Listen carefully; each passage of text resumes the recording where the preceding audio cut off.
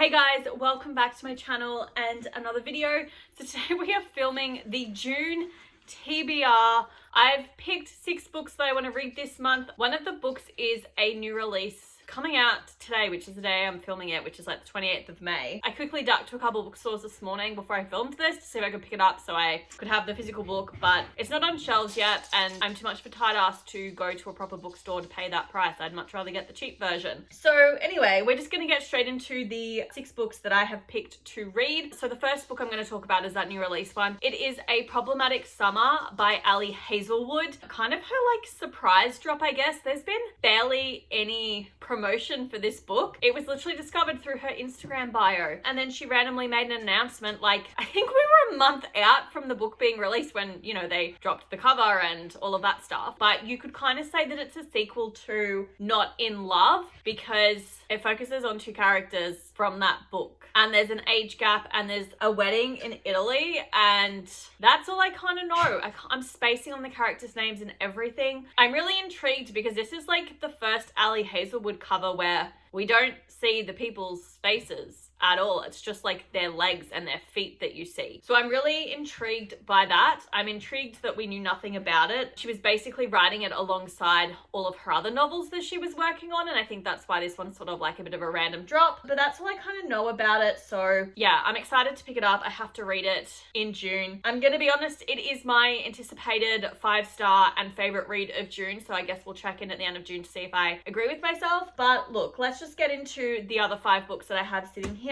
But the second book that I want to read is To Love Jason Thorne by Ella Mays. This is going to be my first Ella Mays novel. I've got this one and then like, I guess the sequel. They're like interconnected standalones, I think, which is To Hate Adam Connor. Basically, we are focusing on our main character, Olive, and looks like her childhood crush has become a movie star. Now he's set to play the leading role in a story she wrote about him. So, Jason is a famous actor with the big house, nice car, and bad boy reputation to match. Olive knows him as her brother's childhood friend and the boy who broke her heart. But years later, he should be easy to avoid even if he's impossible to ignore. That is until Olive's first novel suddenly becomes a bestseller and the film rights get sold to the highest bidder. In an instant, she's sitting across the table from a team of executives and Jason Thorne himself. Jason hasn't long re-entered her life before she finds herself being whisked around in his car and inexplicably being talked into a fake dating plot to restore his damaged reputation. Okay, so we've got brother's best friend, childhood crush, and also fake dating, bad boy reputation. I'm really just hoping it's a cute, fun story. This is one of the book series that I do want to read this year. I've just kind of put the Ella Mays novels on there because they've been on my shelf for a couple of years now and I really want to read them, and I always see her other books at the bookstore and I want to pick them up, but I've told myself I can't pick them up until I actually read these 2 because if I don't gel with her writing style, I'm not going to pick up the other books and I'm not going to be excited to read them. If I enjoy these 2, I'm probably going to be picking up more books by her. Let me know what you think if you've read this one, what you think of her writing style, but I'm excited. I love books that focus on authors and the publishing world, and now we've got a book being made into a movie, which I'm stoked about. And then the third book that I want to read is Dark Shores by Danielle L. Jensen. This is, unfortunately, not a standalone. I've just discovered there is a sequel showing on the back of this novel. That's disappointing. I did pick it up because it looks like to be a standalone fantasy novel. So I thought it would be a good one to read, but I've potentially just popped myself into another fantasy series I'm in the middle of. Excellent. Love that for me. But this, what I was going to actually say before I sidetracked myself with the sequel, this is one of the 25 books that I want to read in 2025, hence why I'm picking it up. I did think it was a standalone fantasy novel, and I'm running out of standalone fantasy novels on that challenge. So that's why I picked it up, but it looks like there is another book in this series. Won't pick that up unless I enjoy this one. I purchased this a number of years ago and I don't remember anything about it, so let me read the blurb. This is what I always forget about fantasy novels, is that there is always one or several characters whose names I can't pronounce. Like the main character, Terriana, is a second mate of some ship I'm not even going to attempt to pronounce. It's a ship beholden to the goddess of the seas. Her people are born of the waves and they alone know how to cross the impassable oceans between east and west. Marcus is the commander of the 37th, the notorious legion that has led the Selendor Empire to conquer the entire east. The legion is his only family, but even they don't know the secret he's been hiding since childhood. Let me guess, you weren't born in this empire. When an empire senator discovers discovers the existence of the Dark Shores. He captures Tyranian's crew and threatens to reveal Marcus's secret unless they sail in pursuit of conquest, forcing the two into an unlikely and unwilling alliance. They unite for the sake of their families. Both must decide how far they are willing to go and how much they are willing to sacrifice. Well, I love me a pirate book, even if I haven't liked very many of them that I've read. I probably picked it up because it gave me Pirates of the Caribbean vibes, so if the book can give me Pirates of the Caribbean vibes, I will be okay with it. Like I said, just kind of want to read it, get it off my shelf. We'll see if I like this enough to pick up the sequel, so it's gonna blow my mind. If it's like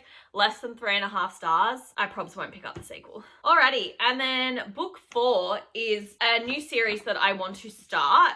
It's The Kane Chronicles by Rick Riordan, and the first book is called The Red Pyramid. I'm finally picking up another Rick Riordan book. This is the next series because I'm trying to read his series in order. So obviously I've read the Percy Jackson, and then I've also read the Heroes of Olympus. Is that what they are? And then this is meant to be the next series. So this is the first book. Pretty confident that this is also the thickest book in the series. This book does not focus on Percy Jackson. I know that much.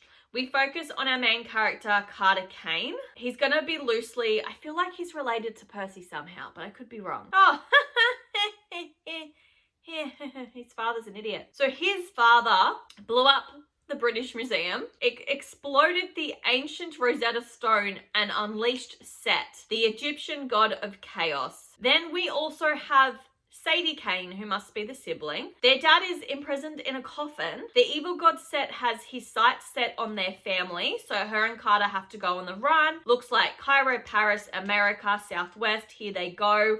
They're also going to uncover their family's connection to an Egyptian temple of magic and also try to save their dad. It seems the pharaohs of ancient Egypt are far from dead and buried, so unfortunately are their gods. I love ancient Egypt. I have been fortunate enough to be able to travel to Egypt, and I loved it. It was one of my favorite holidays. I was like 16 at the time. It was amazing. God, that was half my life ago. But I'm actually more excited about this because obviously Percy Jackson, if you don't know, does tend to more focus on the Greek gods, and now we're focusing on the Egyptian gods. So we're going to be hopefully getting some ancient Egypt vibes. I'm excited. We're going to learn more about their gods, and I'm interested to see how this links in with the Percy Jackson world, if it does, because now I'm thinking I'm wrong and thinking that they're cousins. And maybe it's the other trilogy where Percy Jackson's related to them, because there's another trilogy, and then you go on to the Trials of Apollo. Either way, like, I'm keen to give this one a go now that I know that's ancient Egyptian vibes. So fingers crossed. I can't remember if I said this, but this is also another book on my 25 books that I want to read in 2025. I obviously have the rest of the series on that challenge as well. And then book 5 is kind of another new release. But yeah, book 5 is The Strawberry Patch Pancake House by Laurie Gilmore. So this is book number 4 in the pumpkin, not the pumpkin spice cafe, in the Dream Harbor series. This is the most recent new release. There is another one coming out in September, so June's a good time to pick this one up and read it. I don't know if you can see it, but there's like some foiling, like there's little, oh, there we go, strawberries. I love how like some of her books have really cute foiling. Anyway, that's completely off topic. I actually don't really know what this one's about, because we're focusing on Archer, who is a world-renowned chef, and he's also a single dad, but he has ended up moving to Dream Harbor. They need a new chef, so he starts running the Pancake House. He was only briefly mentioned, I think, in the 3rd book, The Christmas Tree Farm. So he's not a part of like the core group of friends that the first 3 books have focused on. He's a little bit of an outsider that is now playing a role, and he was doing, I think she was delivering strawberries to him for the pumpkin patch. I could be making that up because it's strawberry in this. But anyway, he's gone to Dream Harbor to help, you know, run this joint and also raise his daughter. We then have Iris. She's never managed to hold down a job. So when it's suggested that Archer is looking for a live-in nanny, she almost runs in the opposite direction. Okay, we've got the single dad trope and the nanny trope. I've read a couple books like this, have quite enjoyed the first one, was iffy on the second one, so I'm hoping this one does a little bit better. So now Iris has found herself in a whole new world, one where her gorgeous new boss lives right across the hall and likes to cook topless. Keeping everything strictly professional should be easy, right? I'm actually really excited to read this. I kind of love a single dad trope, especially like if they write the kids well. If the kids are a little sassy, I'm here for it. So I'm really excited to read this and kind of learn a little bit more about Dream Harbor and different characters in this series. But yeah, we'll just see what we think of it, and I can't wait for the other characters in the first 3 books to make a little appearance, because they usually do, and these are just quite easy, fun reads. So I'm excited to go back to Dream Harbor and just see what I think. And then the 6th and final book has a random bookmark in it, so we'll get rid of that, is The Iron Vow by Julie Kagawa. This is the 3rd and final book in the Iron Fate Evenfall trilogy. I started reading this trilogy in April. That is the month I'm trying to get through to. I didn't actually own this book up until May. I only owned the first 2 books, which is The Iron Raven and The Iron Sword, and I finished The Iron Raven and immediately had to buy the 3rd and final book that I just hadn't picked up because it wasn't available at like my local bookstores. So I had to get it online, which devastating. I had to buy a whole heap of other books as well to justify the free shipping. But this is just gonna wrap up this series. I didn't realize that each of the 3 books in this series was focusing on a different main character.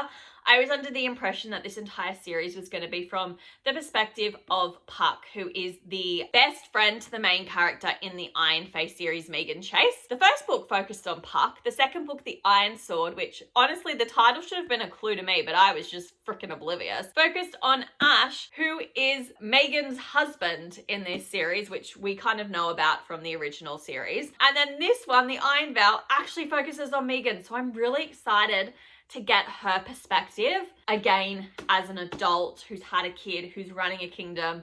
I'm here for it. The Iron Sword basically explained to us, and I'm going to touch more on this on my May reading wrap up, but basically explained to us what Evenfall is, what it means.